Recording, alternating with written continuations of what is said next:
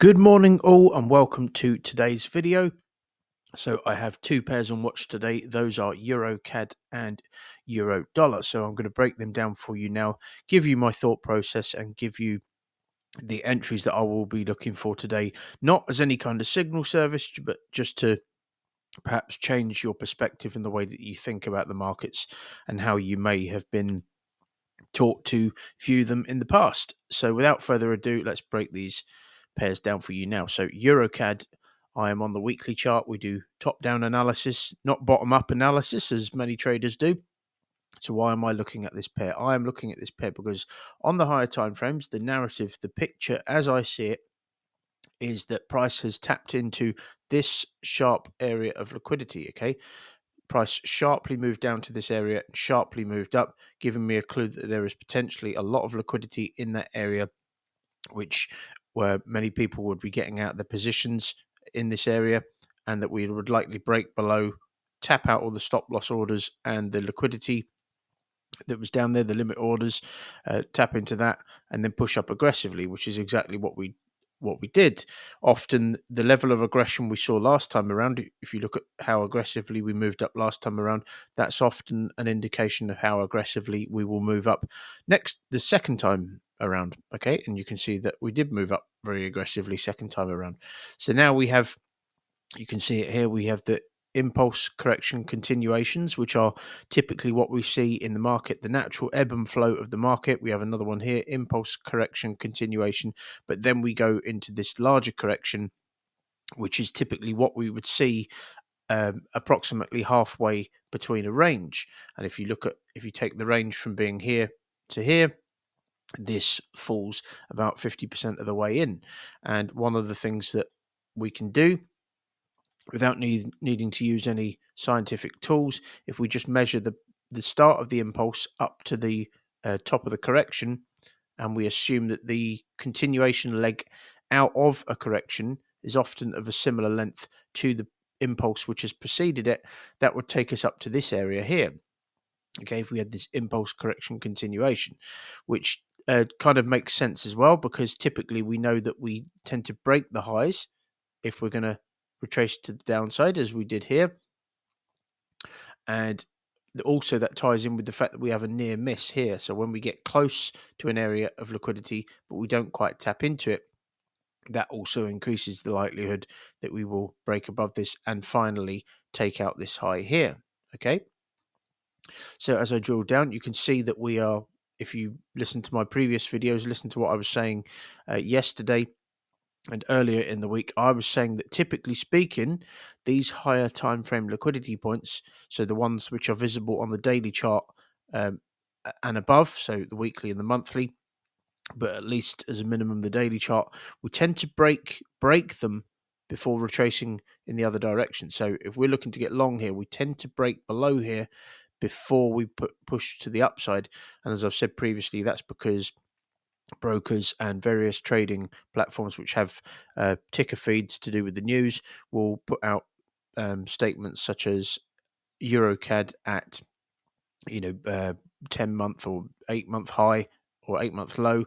So it encourages people to start selling, because they believe that once we break below here and what was supposedly support becomes resistance, this is just going to keep going. Okay. And so what we typically see is that, and then price blast to the upside, because the big investors, the big players, see this when price breaks below, they see it as a bargain area of value for a buy. Okay, so if historically this area has represented a high area of value for a buy, then in the minds of people that know how to do this game and do it professionally, if it breaks below, this is just a bargain area of value for a buy. It doesn't necessarily mean that, support has become resistance all of a sudden just because we broke below. Especially if we just drill down, when we reach an area structurally. So if we reach an area like this, by way of structure, by way of a reversal structure, then it is more likely that price will push to the upside, especially once again when we have that near miss. Okay, so we have this area of value, price comes down, it gets close but doesn't quite tap into it. That is often what we see before we break the lows or break the highs on the flip side, and before that push in that direction and in the direction which we're looking. Okay, so as I drill down, yes, you can see there's momentum here, which confuses a lot of people. At the end of a piece of structure, if we are going to reverse, what we do typically see is momentum into the last leg, okay, into the last little push down to a piece of structure like this or down to an area of value does tend to have momentum behind it. So this makes sense to me as well, even though to many people would think that was going short, which it may well do. As I say, my videos are not designed. They're not designed for me to be saying, right, this is what's going to happen. These videos are designed to challenge people's textbook view of the market or typical view of the market, and for me to say, if the market does X, Y, or Z, then this is what I will be doing. It's completely different to trying to be right, which is what most traders or many traders are certainly doing. So you can see the three drives within this structure. We have this drive down, push up, second drive, and then we had the third one down to here. Okay, we also have a little internal one. We have this drive down to there, 1, 2, 3. So when we have an internal 1, 2, 3, which lines up with the outer 1, 2, 3, that's also a good sign that this is potentially a reversal structure which will push to the upside. You can see that another sign is that we are trickling. We are trickling at the trend line. We are stalling exactly where I would anticipate us stalling. Okay, and previously you might think, well, previously here you said you was looking for a flag to get long. I was looking for a flag to get long. If we broke above this, what was potentially, as I said, potentially this could have been some kind of continuation to push lower, which is why I was waiting for price to break out of this and then a correction, a sideways correction to form, and then I would have looked to get long, but we didn't get that. You can see we didn't correct, we just pushed up, and then, as I said to you previously, when we got this sharp move down, that gave me a clue that that was likely the orders in this area or just below that were dragging price down, twinned with the orders which were being placed below here, which would drag price down to this area before the potential move to the upside. So when we moved up, we didn't get the flag and we got that sharp move down. That was the clue for me that we would likely break these lows and then potentially move to the upside. So you can see we are trickling at this area of value here, this trend line. So what I'll be looking for today is for price to break above this, where this corrective move started. And the reason for that is, I'm just going to hide that, put that guy in his box. The reason for that is if we just drill down to the 15-minute chart and we just filter this, potentially we have to consider, this is why you have to be neutral in trading. And when people send me messages like price will do this, will do that, I mean, honestly, that's just ludicrous, because the minute you start saying what price will do, even if you are very good at trading, then you overlook things um, which may not be in alignment with your bias. Okay, so what do I mean by that? Well, you can see that we moved down to this area very aggressively. Okay, which I said is congruent with a move to the upside, but it also could mean that we're getting something like this. Okay, so we get, and we see this a lot. Okay, so we could potentially have a kind of 1, 2, 3 touch structure which lines up with the start of this, which would be proportionate, that's easy for me to say, to the move down which has preceded it. Okay, it would be a 40% pullback, which is a healthy pullback for a potential move to the downside. So rather than get caught up, rather than say things like what price will do, which always makes me laugh when people say things like that, rather than get caught up in flags in here, right, be looking to get long on something like this, only for me to be tagged out, and then price comes down and forms that larger structure which I was talking about. Rather than getting involved something like that, what I'm going to be looking for is a break above this correction. So if we break above the start of this corrective phase here, and we form continuation afterwards, so we form a flag afterwards, and I'm just going to zoom out now.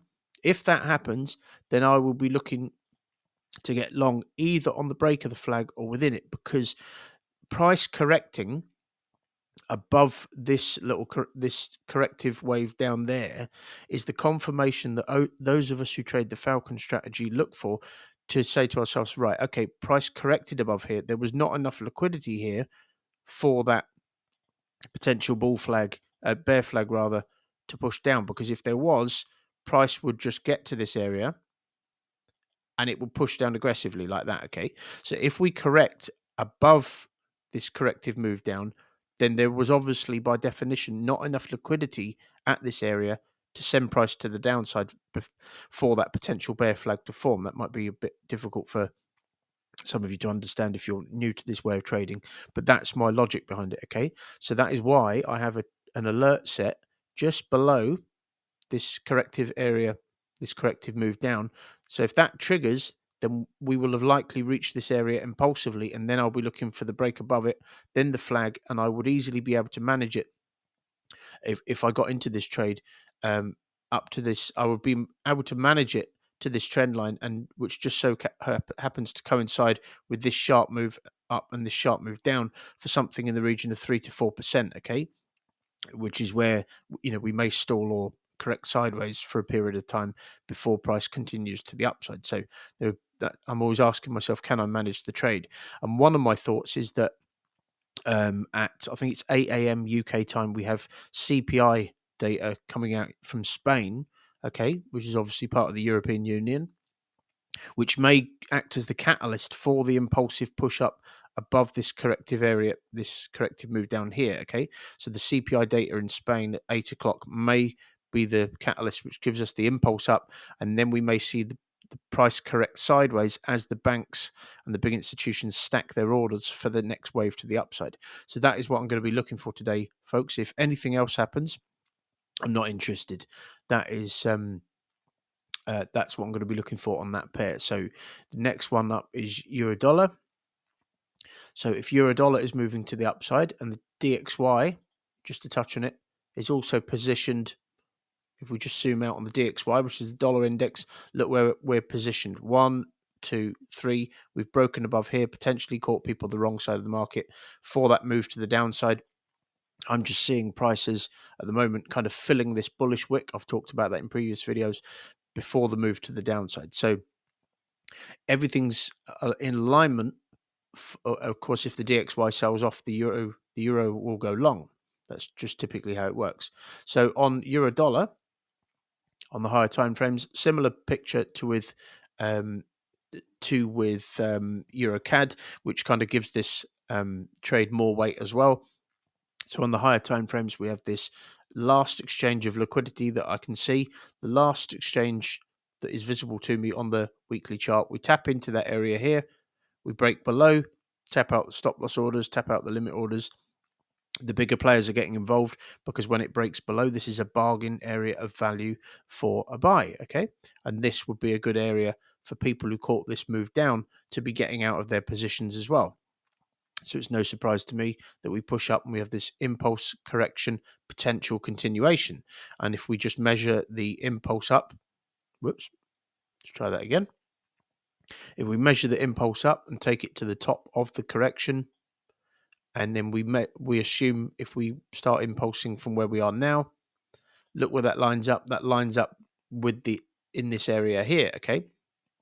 So we could potentially have that impulse correction continuation, which takes us up to this area here. And sometimes we can also, because of the volume built up, we also measure these on the break, because sometimes the size of the correction can affect how far we impulse up. And if that was to happen, that would take us into this area here, but we don't really need to focus on that too much. What we do have is what I've talked about previously. We have an area of value here, which we moved up aggressively from in the past.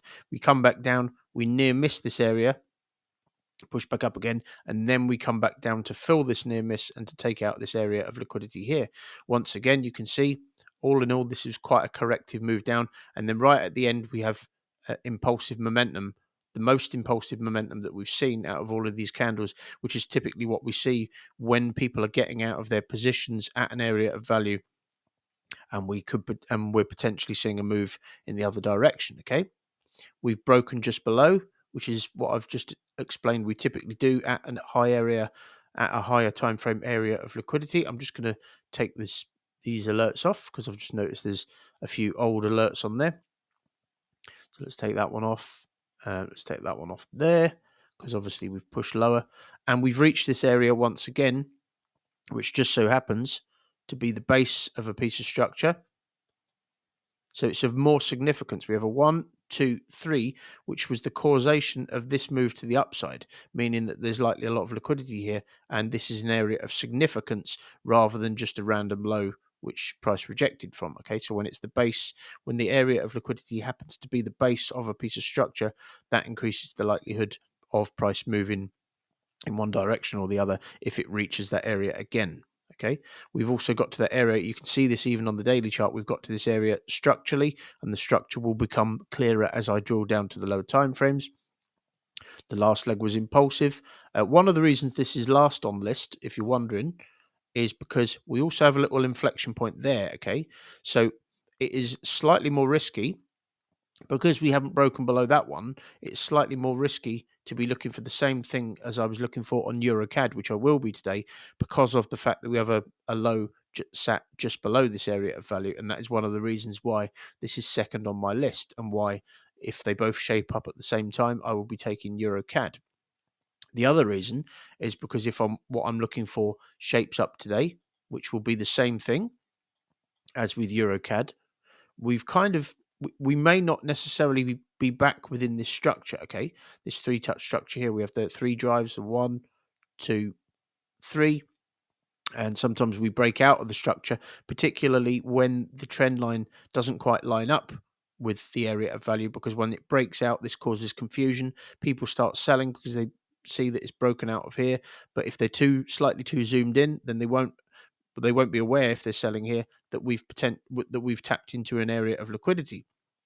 Okay, so that's one of the reasons we do top-down analysis. So what I'll be looking for today is the same thing. We had that. I'm not going to go through this again, but we have this. You can see this corrective. If I just draw down to the 15-minute, once again, just as with euro dollar, euro CAD rather, we have what is potentially could be a bear flag to push lower, okay, because of the fact that this is one piece of its own, okay, and that you can see that we've correctively moved down from there. So to negate that, for the same reasons I expressed on EuroCAD, I'll be looking for a break above all of this, followed by a flag, and then I'll be looking to get long within or on the break of the flag. But as I say, another reason why this is second on my list is because this flag may not form all the way back within this structure, whereas if you look at EuroCAD, for example, if what I'm looking for was to happen, we would be back within this structure. Okay, so that's another positive versus euro dollar.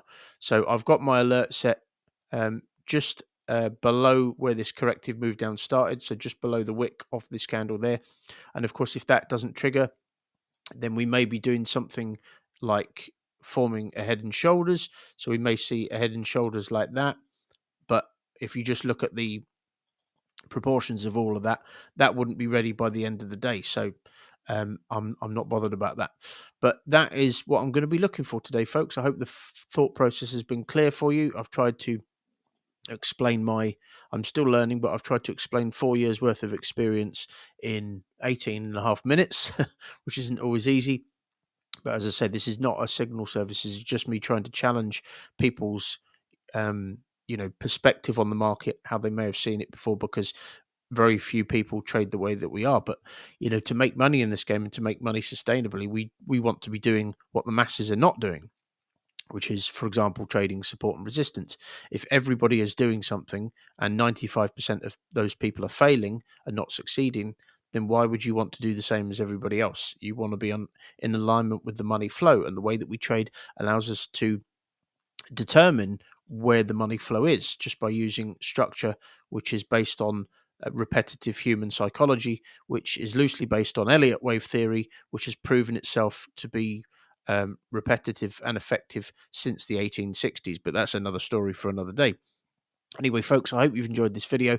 I will be back tomorrow, most likely with another video, if I have pairs and watch or if I've placed a trade. Have a great day for now, and I'll speak to you again soon.